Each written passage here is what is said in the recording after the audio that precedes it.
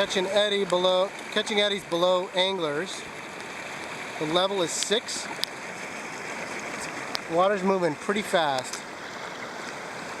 And we're gonna have Susan come out here.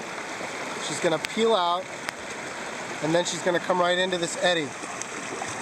So we're working on peel outs and eddy turns. There she goes.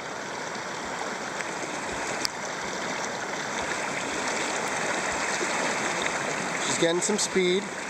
She's getting some speed. She's getting some speed. She's leaning to the right. Good job.